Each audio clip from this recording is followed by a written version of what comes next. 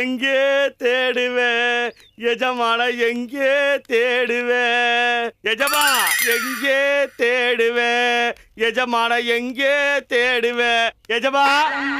மனநல சரியில்லாம காணாம போன எஜமான எங்க போயிருப்பாருன்னு போய் தேடுறது. நானும் மனம் போன போக்குலையும் கால் போன திசையிலையும் அலையிறேன்.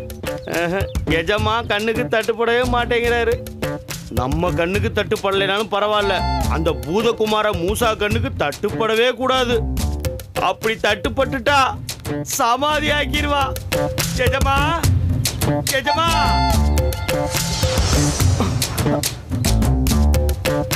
எஜமா, ஓ எஜமா, எஜமா. மண்டோரா வரான், அசீமை தேடிதான் வரான்னு நினைக்கிறேன். நாம அசீம் உருவத்துக்கு மாறுவோம். மடைய மண்டோரா நம்மள அசீம் நினைச்சு கொண்டு போயிடுவான். அதுக்கப்புறம் நம்ம வேலையை காட்டி சகல ரகசியங்களையும் தெரிஞ்சுக்கலாம். எங்க எஜமா இருக்கீங்க?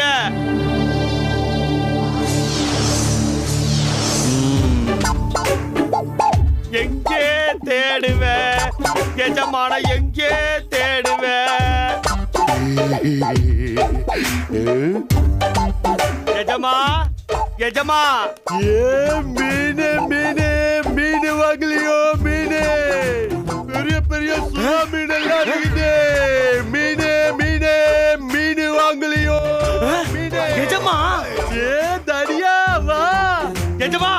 எஜமா நீங்களா இப்படி? எஜமா, எஜமா, எஜமா, எஜமா. என்ன எஜமா, உங்களை எங்கெல்லாம் தேடுறது? இங்க என்ன பண்ணிட்டு இருக்கீங்க எஜமா? முட்டாள் பார்த்தா தெரியல, மீன் வித்துக்கிட்டு இருக்கேன். மீனா? இப்படி ஆயிட்டீங்களே எஜமா. இந்த மாதிரி எல்லாம் பேசக்கூடாது. இங்க நான் மீன் வித்துக்கிட்டு இருக்கேன். உனக்கு மீன் வேணுமா? எவ்வளவு வேணும்னு சொல்லி குடுக்கிறேன். வேண்டாம் எஜமா, அந்த மூசா வந்துட போறான். நம்ம இடத்துக்கு போயிடலாம் வாங்க. நான் வந்துட்டா இந்த வியாபாரத்தை யாரு பாக்குறது? ஐயோ நான் வரமாட்டேன், நீ போ. மீன் வாங்கலையோ? மீனு வாழ மீனுக்கு விலங்கு மீனுக்கு கல்யாணம். வாழ மீனுக்கு விலங்கு மீனுக்கு கல்யாணம். வாழ மீன். ஐயோ எஜமா, உங்க கூட சேர்ந்து என் புத்தி மாறி போச்சு எஜமா. இங்க மீன் இல்ல, ஒரு மண் இல்ல. வாங்க எஜமா போலாம். அட வாங்க போலாம். வரமாட்டேன். வாங்க எஜமா. வரமாட்டேன். ஐயோ அப்பா.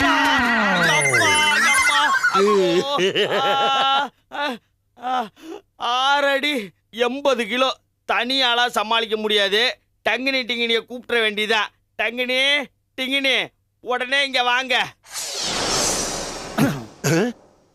வாங்க வாங்க. மீன் வித்துக்கிட்டு இருக்கேன். அவரெல்லாம் எப்படி நடக்குது வியாபாரமா? அவர் புத்தி மாறி போய் கிடக்குறாரு. அவர்கிட்ட வியாபாரம் கீவாரன்னு பேசிக்கிட்டு பொது இடத்துல இருந்தா நமக்கு ஆபத்து. முதல்ல நம்ம இடத்துக்கு தூக்கிட்டு போலாம் வாங்க.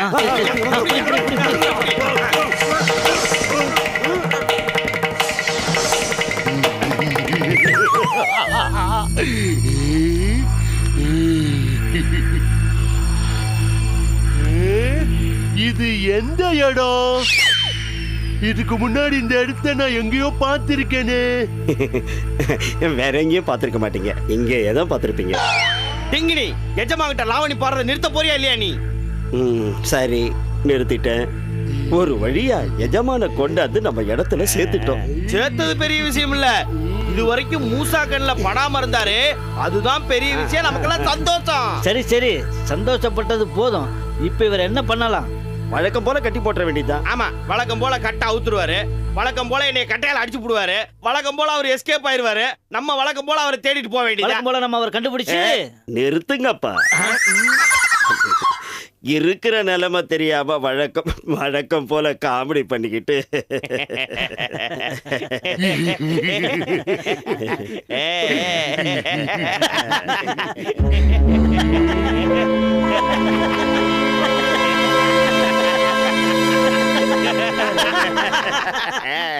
மண்டோரா, ஏன் நிறுத்திட்டீங்க? வழக்கம் போல சிரிங்க.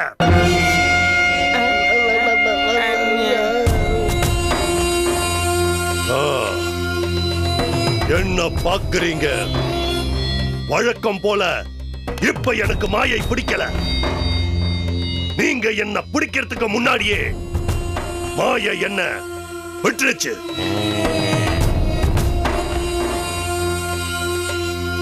நீங்க என்ன பண்றீங்கன்னு பாக்குறதுக்கு தான் நான் நடிச்சேன். என்ன எஜமா எங்களை போய் சந்தேகப்பட்டீங்க? உங்களுக்கு மாயை பிடிச்சிருந்தாலும் மாயை பிடிக்காம இருந்தாலும் நீங்க தானே எங்களுக்கு எஜமா. எஜமா, நாங்க உங்க விசுவாசிங்க, அடிமைங்க. சரி சரி, உங்க 2 பேரோட ஊசி போடுற பொழப்பு எப்படி போயிட்டு இருக்கு? எங்க நீங்க தான் உங்களை தேட வச்சு எங்க பொழப்பையே மாத்திட்டீங்களே, அப்புறம் எங்க போய் ஊசி போடுறது? சரி, ஏற்கனவே ஊசி போட்டவங்க எப்படி இருக்காங்க? கிருமிகள் வளர்ந்து முதிர்ந்து வெடிக்க தயாரான மனித உடம்புகளோடு சில பேர் நமது இருப்பிடத்தில் இருக்கிறார்கள் எஜமான். அப்படியா? சபாஷ், ரொம்ப சந்தோஷம். வாங்க, அவங்கள போய் பார்க்கலாம்.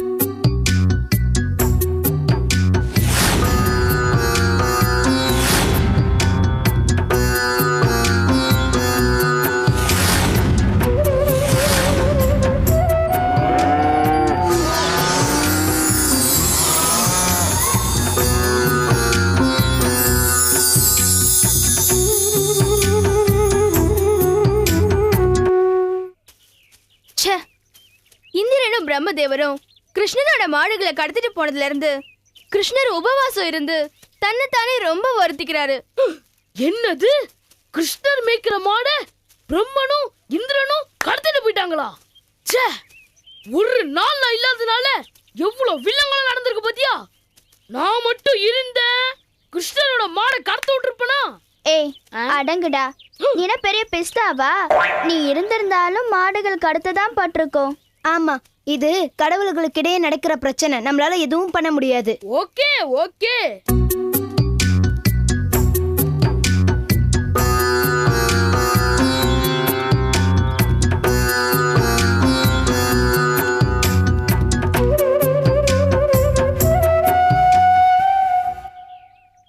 வாருங்கள் வாருங்கள். நாங்க வரது இருக்கட்டும் கிருஷ்ணா. நாங்களும் தினமும் யசோதாமா உனக்காக கொடுத்து அனுப்புற பட்சணங்களை கொண்டு வரதும் நீ அதை கண்ணால கூட பார்க்காம திருப்பி அனுப்புறதும் தான் வாடிக்கையா போச்சு கிருஷ்ணா. ஆமா கிருஷ்ணா, நீ இப்படி சாப்பிடாம இருக்கிறது எங்களுக்கு ரொம்ப கஷ்டமா இருக்கு. கிருஷ்ணா, திருடியாவது சாப்பாட்டை தான டைமுக்கு சாப்பிட்டுறணும். டேய், என்ன உன் பழக்கத்தெல்லாம் கிருஷ்ணருக்கு சொல்ற? ஏய், நான் ஒண்ணு ஏன் பழக்கத்தை சொல்லடி, சாப்பாடோட முக்கியத்துவத்தை சொல்றேன். சரி சரி, உங்க பிரச்சனையை விடுங்க. இப்ப கிருஷ்ணரை எப்படி சாப்பிட வைக்கிறதுன்னு சொல்லுங்க. நாம ஏதாவது அதிரடி நடவடிக்கை எடுத்தாதான் கிருஷ்ணர் நம்ம வழிக்கு வருவாரு. என்ன அதிரடி நடவடிக்கை எடுக்க போறீங்க கௌதம்? ஒருவேளை உங்களுக்கு கொண்டு வந்த பட்சணத்தை இவன் சாப்பிட்டு என்ன மாதிரி ஆக போறானோ? அதான் இல்ல. அப்ப வேற என்ன கௌதம்? கிருஷ்ணர் மாடுகளுக்காக உபவாசம் இருக்கிற மாதிரி நாம கிருஷ்ணர் உபவாசத்தை விடணும்னு உபவாசம் இருப்போம். அச்சச்சோ, வேண்டாம் வேண்டாம். ஒன்னு சாப்பிட வைக்க இதுதான் சரியான வழி. சூப்பர்டா கௌதம். என்ன சூப்பரா கௌதம்? அதான் கிருஷ்ணரே வேணான்னு சொல்றாருல, வேற ஐடியா சொல்லுங்க. டே குண்டா, நீ கிருஷ்ணருக்காக வேண்டான்னு சொல்றியா இல்ல நீ பட்டை கிடக்கணும்னு பயந்து வேண்டான்னு சொல்றியா? அன்னதானம் என்று கேள்விப்பட்டாலே பாலு உடனே அங்க போய் நிற்பான். அவனாவது எனக்காக வேண்டாம் என்று சொல்வதாவது என்ன பாலு? கிருஷ்ணா, நான் உனக்கு சப்போர்ட் பண்ணா நீ என்னையே கோத்துட்டியே. வருத்தப்படாத பாலு, நான் எனக்காக யாரையும் உபவாசம் இருக்க விட மாட்டேன். எப்படி கிருஷ்ணா? அப்போ நீ உபவாசம் இருக்கிறது விட போறியா? ஆமாம், கொண்டு வந்த பட்சணங்களை கொடுங்கள், நான் சாப்பிடுகிறேன். ஐயோ சவத்து, இப்படிதான் இருக்கணும். எப்பா, எல்லாரும் கொண்டு வந்த பட்சணங்களை கொடுங்கப்பா. இந்த கிருஷ்ணா.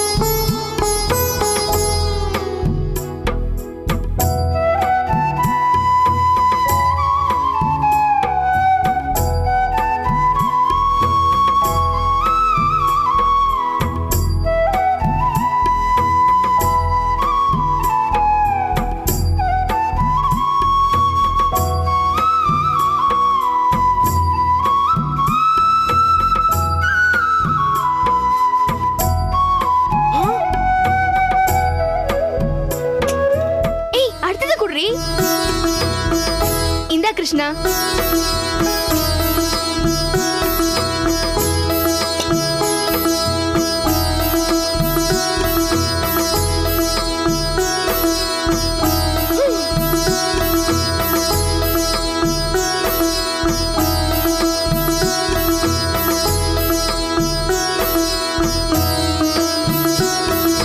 என்ன அவ்வளவுதானா?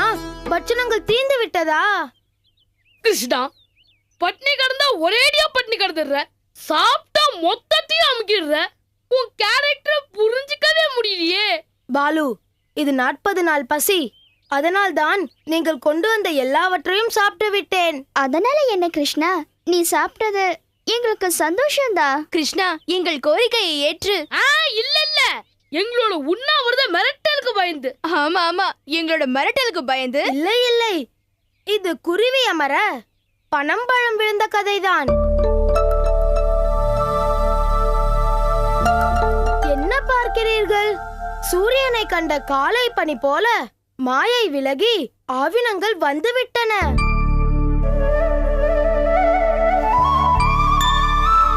நான் அந்த சந்தோஷத்தில் இருந்த பொழுதுதான் நீங்களும் வந்து கோரிக்கை வைத்தீர்கள்.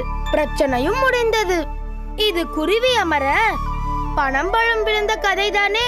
ஆமா கிருஷ்ணா. எப்படியோ நீ சாப்பிட்டதே போதும் கிருஷ்ணா.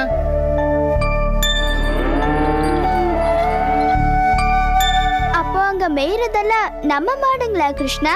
ஆம், அவைகள் நம்முடைய அசல் சொந்த பந்தங்கள்.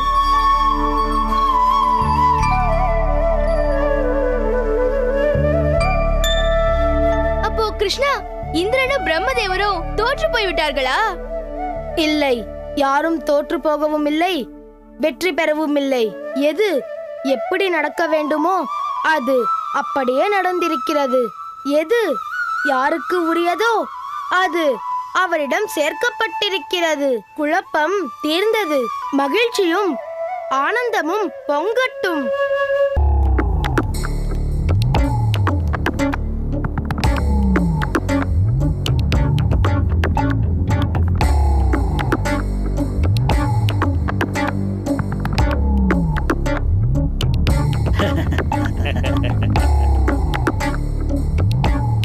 எஜமானரே, எதற்கும் அஞ்சாத அஞ்சா நெஞ்சரே, வரிசை வரிசையாக ஏவுகணைகளைப் போல உங்களது உத்தரவிற்காக காத்து நிற்கும் மனித வெடிகுண்டுகளை பாருங்கள் பாருங்கள்.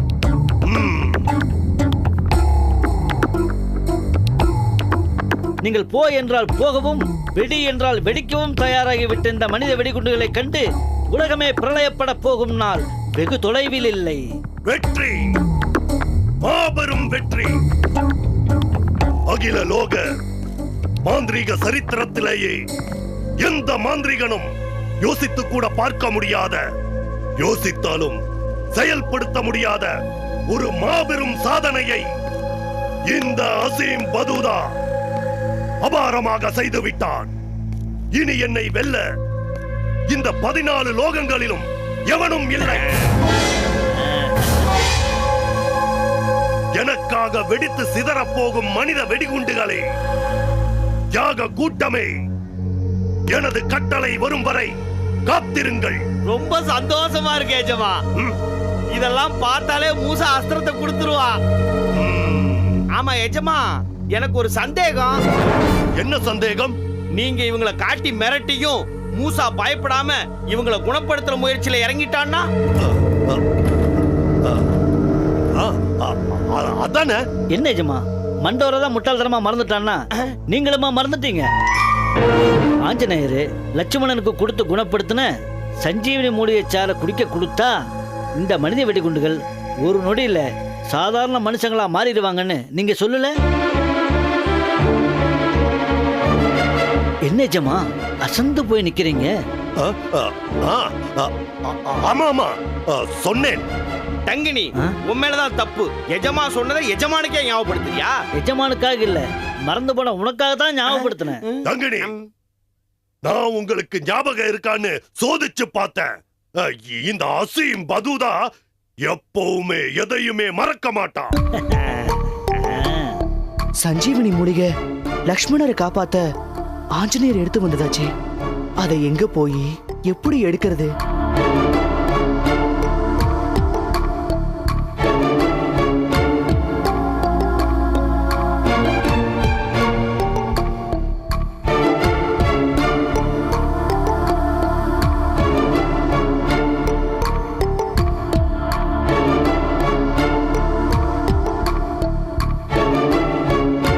ஆக மனித வெடிகுண்டுகளை குணப்படுத்தி மறுபடியும் மனுஷங்களாக்க ஆஞ்சநேயர் லட்சுமணனுக்கு கொடுத்த சஞ்சீவி மூலிகையால மட்டும்தான் முடியும்.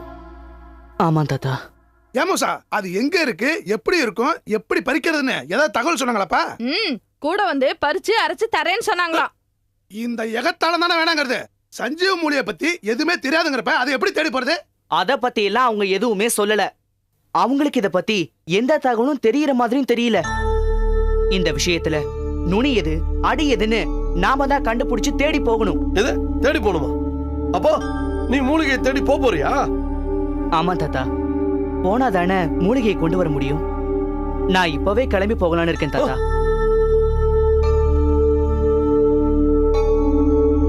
ஏன் எல்லாரும் இப்படி பயந்து போயிருக்கீங்க? உனக்கு எப்ப வேணாலும் மாய பிடிக்கும் தானே அஸ்திரத்தை எடுக்க யுவப்பயணம் போவேனான்னு சொன்னா, இப்ப சஞ்சீவ மூலிகை தேடி போறேன்னா என்ன அர்த்தம்? அந்த சஞ்சீவனி மூலிகையால மட்டும்தான் வெடிகுண்டு மனிதர்களை குணப்படுத்த முடியும்னு தெரிஞ்சிருந்தோம் என்ன போக வேண்டாம்னு மாயையை காரணம் காட்டி தடுக்கிறீங்களே, இதுக்கு என்ன அர்த்தம்?